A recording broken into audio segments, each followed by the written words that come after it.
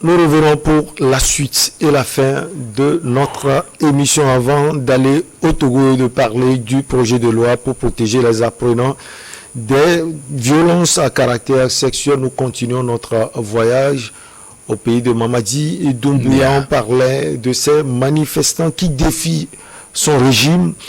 Alors, comme Valentin Mayaba, vous aviez la parole. Oui, je disais que, comme on le dit, je crois que 3 ans que Doumbouya a donné, c'est vrai que lui l'a donné sans consulter la CEDEAO, il ne regarde pas la CEDEAO, mais la donne change un peu. Actuellement, il n'y avait pas un médiateur qui était choisi pour ce pays. Et le Béninois, l'ancien président béninois, Thomas Boni a été choisi pour mener la médiation.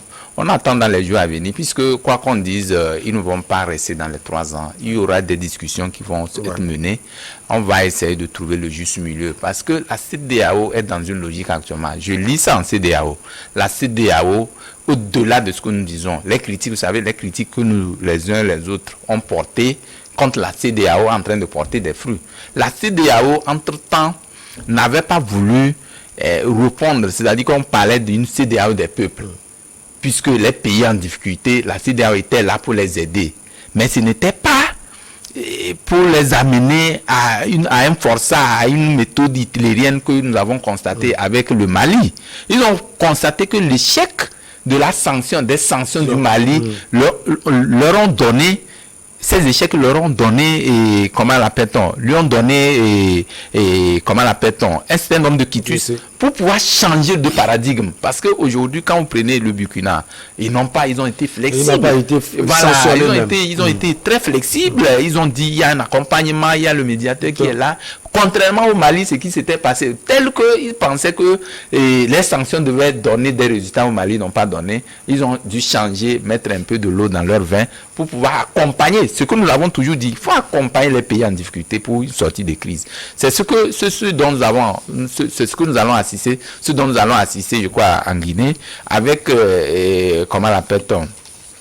Thomas Boni, il va faire les va-et-vient, je crois, avec Doumbouya. Ça va se discuter franchement et ils vont trouver le juste milieu. La CEDEAO ne serait pas intransigeant pour parler de je veux un an, je veux ceci. Non, ils vont discuter. Dans tous les cas, nous allons attendre les jours à venir pour voir ce qui va sortir de ces couloirs. Si on dit que c'est 3 ans et que toujours les 3 ans sont maintenus, à quoi bon peut-être de me dédier ou de désigner un médiateur pour accompagner ce pays-là.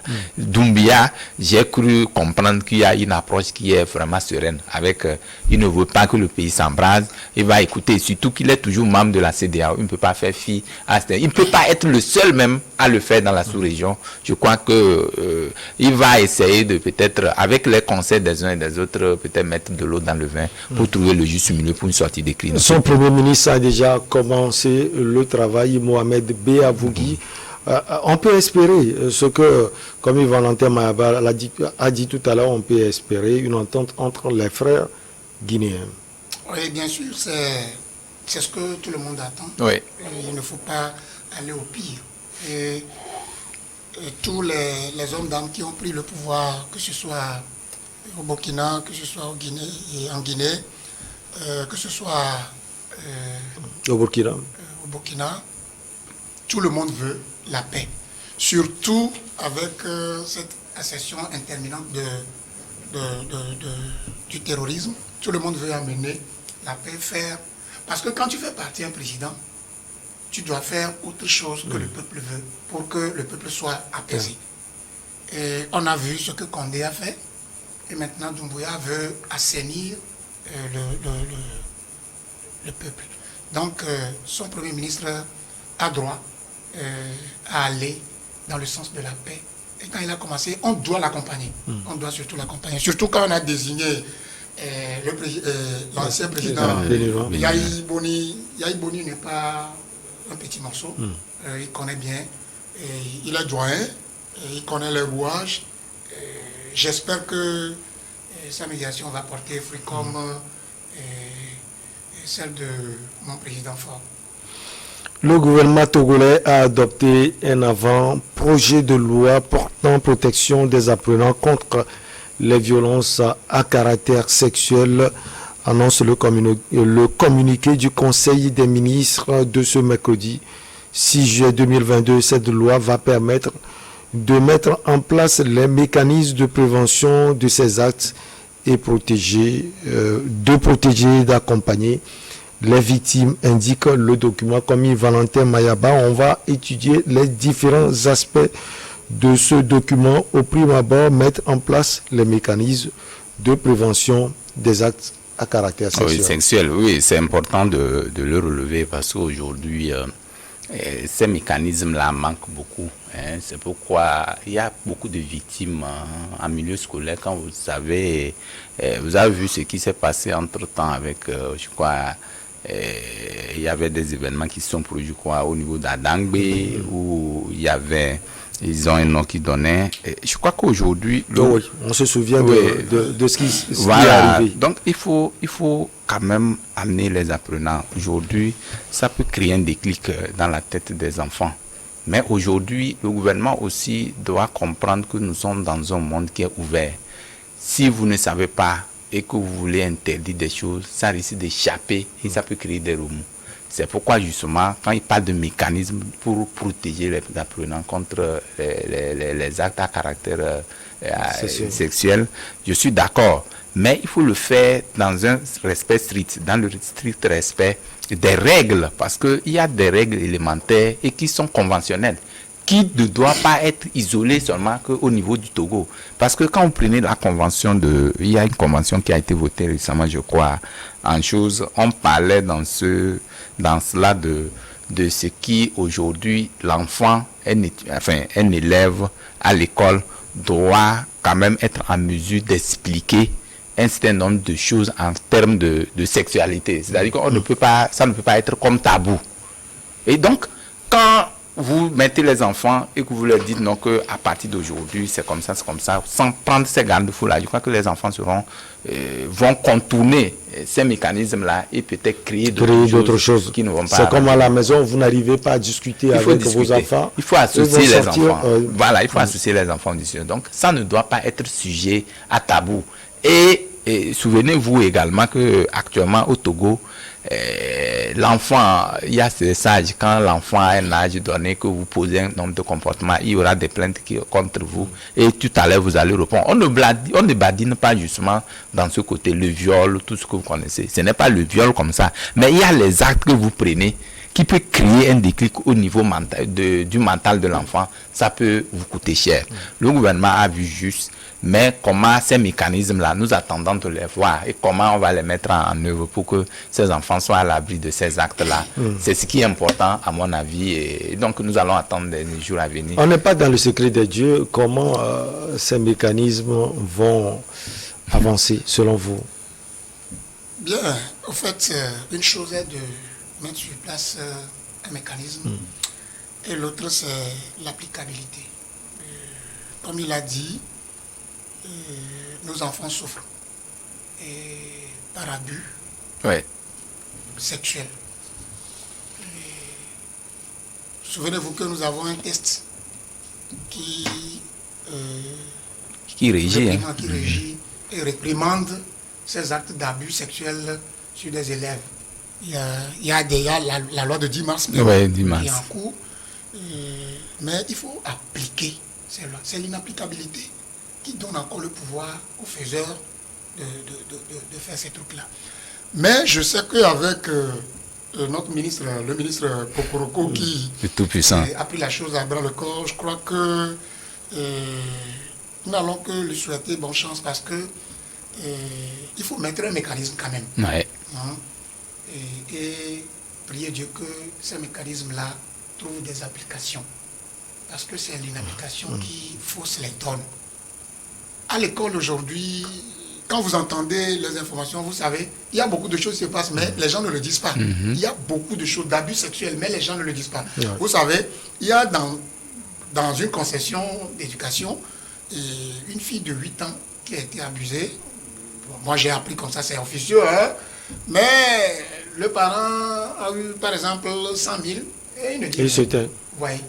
Comment le ministre va savoir que ceci-là s'est passé?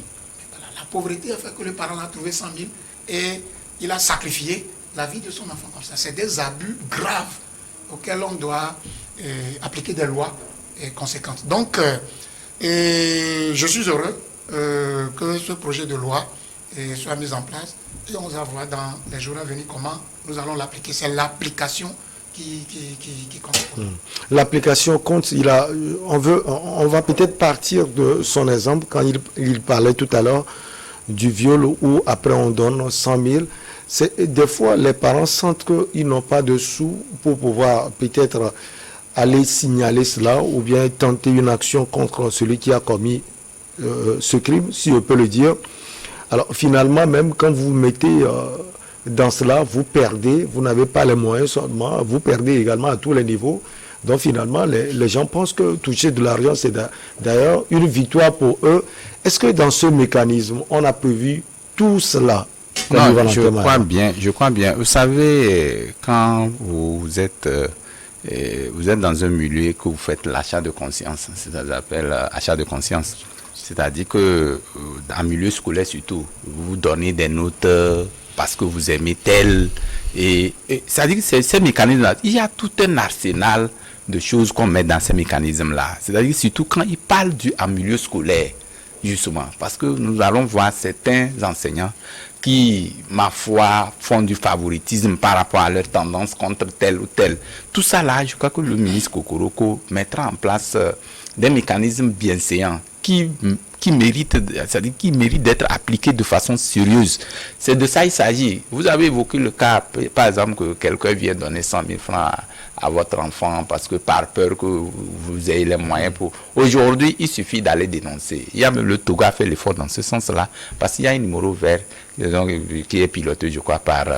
mais il y a une structure là qui gère ça actuellement et comment l'appelle-t-on, la lutte contre les quoi en milieu scolaire et les violences sexuelles. Quand vous appelez le vert, on ne demande pas votre identité. Il y a une qui a on agit en même temps. On agit en même temps. Et celui qu'on écoute le mieux, c'est la victime. Ce n'est pas vous, parents, qu'on écoute le mieux. C'est la victime qui a le dernier mot. Et comme vous l'avez dit, il y a un aspect qui existe pas. Les enfants ne sont pas accoutumés, ne sont pas habitués à s'exprimer. Surtout comme souvent, c'est des choses qui sont comme tabous. On ne veut même pas dénoncer.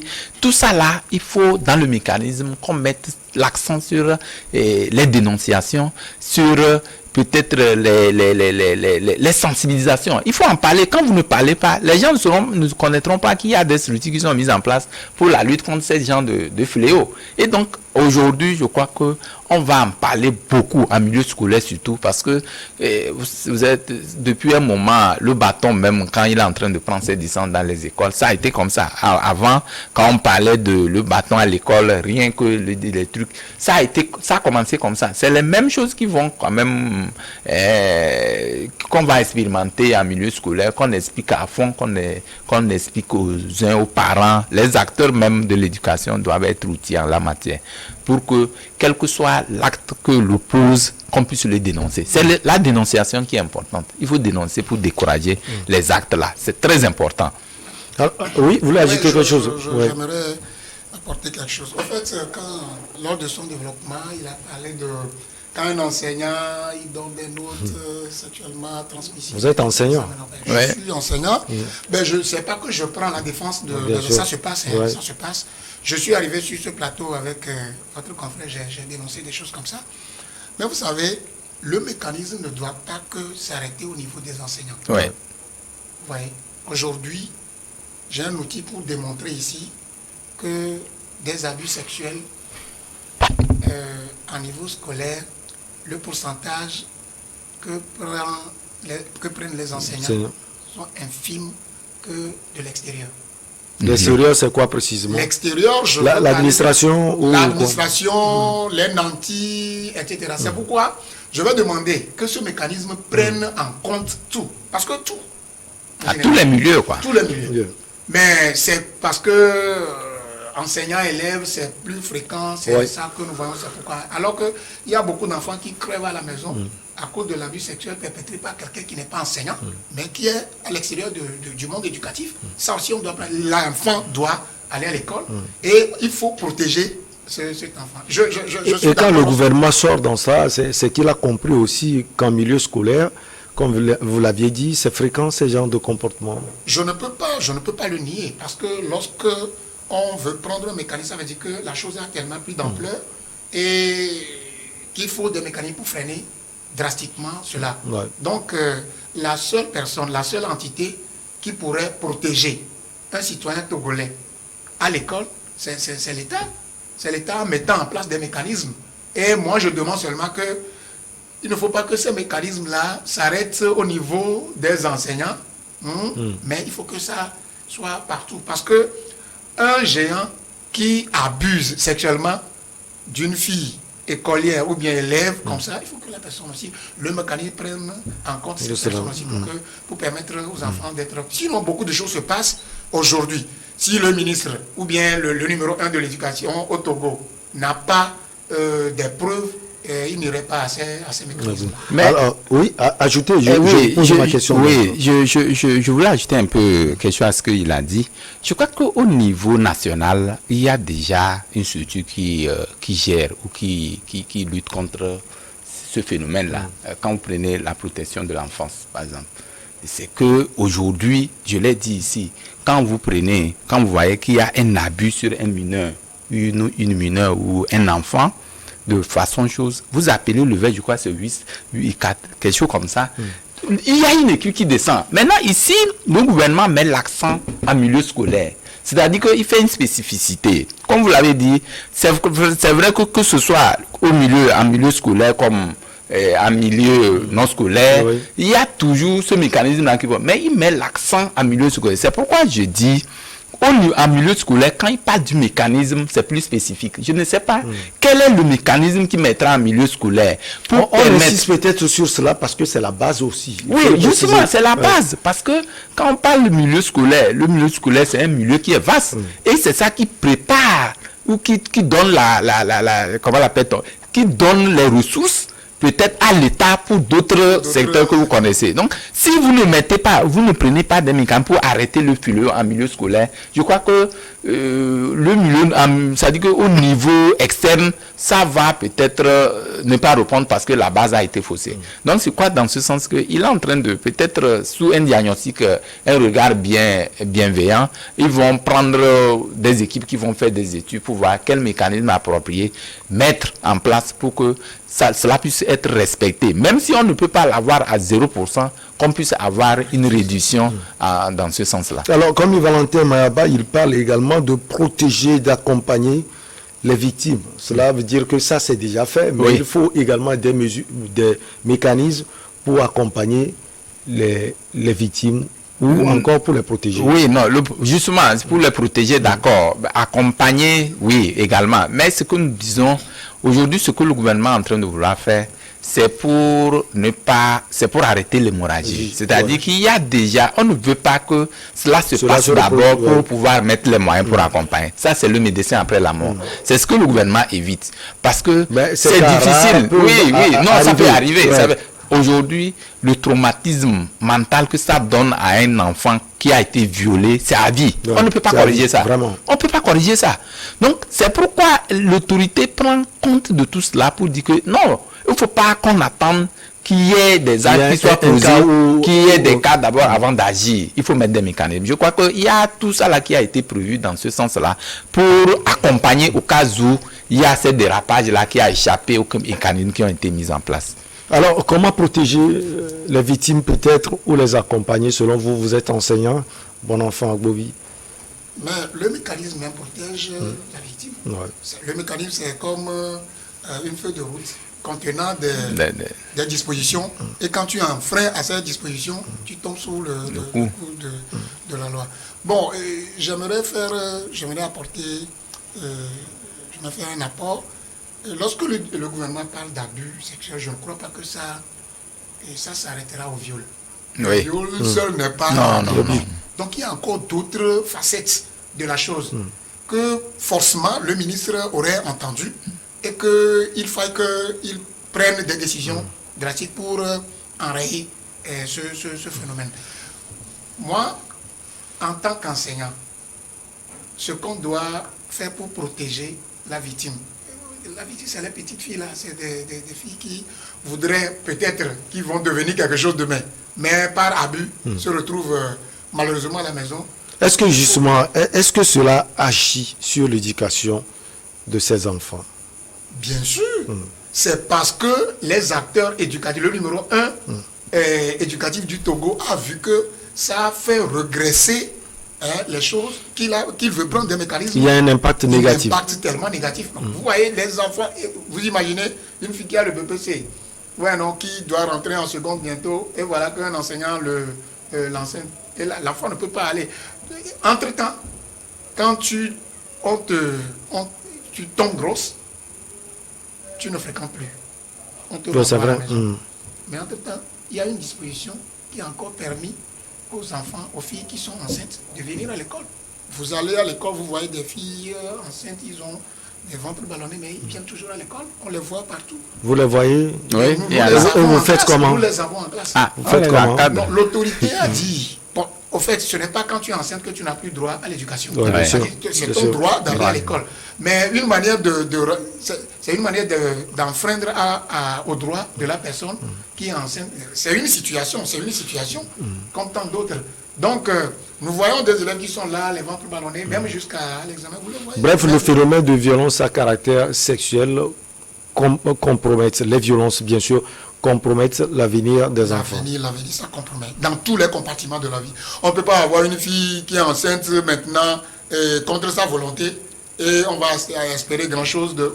Imaginez, quand c'est à Lomé, vous voyez ce qui se passe à Lomé, mais imaginez ce qui se passe dans les contrées les plus reculées. Et c'est fini, l'avenir de la fille est sacrifié comme ça. Et bien, vous voyez, les hommes même refusent. Les mêmes enseignants ou bien les mêmes élèves. Bon, il y a deux choses.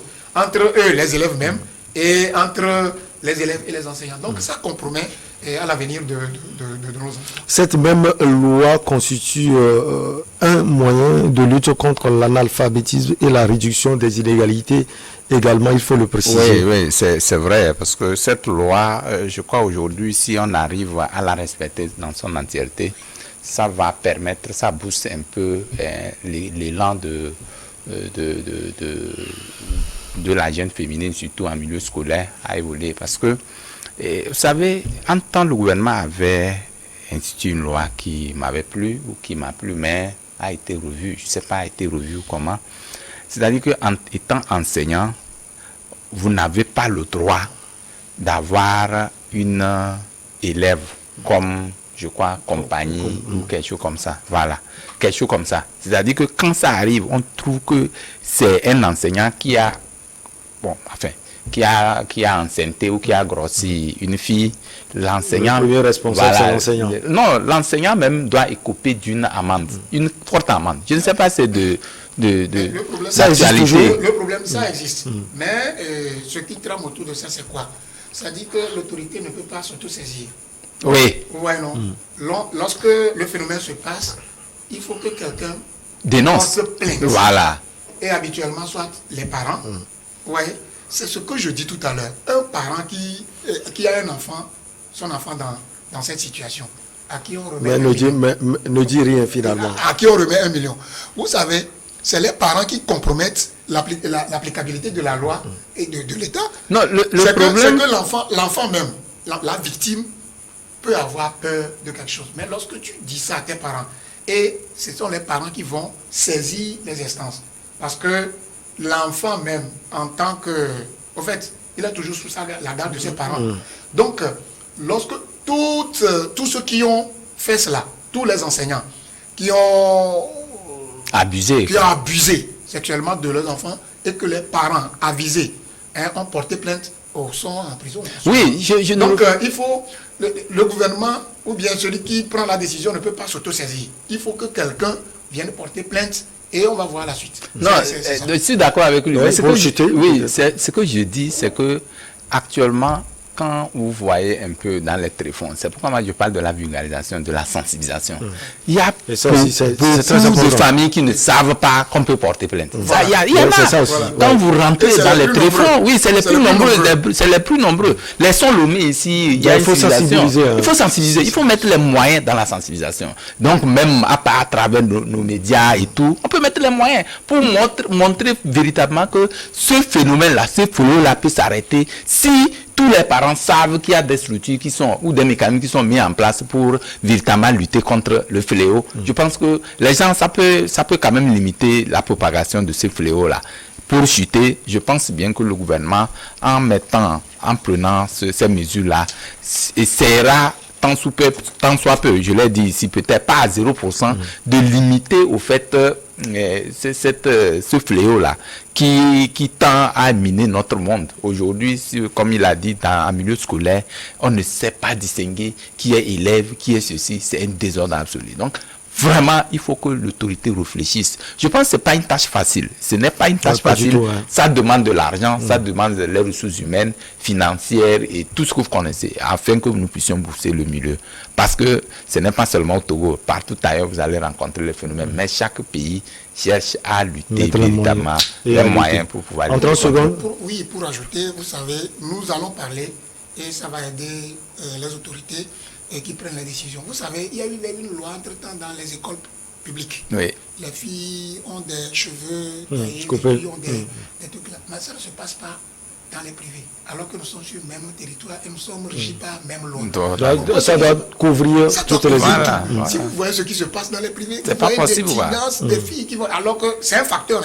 C'est un facteur de l'enseignant vers... Voilà. Donc si, au moins, ce mécanisme-là dont on parle va prendre en compte ces trucs-là, vous allez voir que ça va réduire drastiquement. Et ces trucs-là, ça c'est... Vous pensez que couper les cheveux, cela ne rend pas belle les Vous savez, lorsque vous avez le tignan,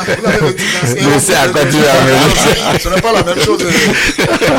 Moi, mon souhait, c'est que ça fait mal quand vous envoyez votre enfant à l'école et vous avez une vision sur elle est subitement par abus sexuel, elle se retrouve avec c'est gênant. Et j'encourage le gouvernement à sortir ce mécanisme le plus rapidement possible et commencer par, si possible, mettre ça en application à partir de la rentrée scolaire vers 2022-2023.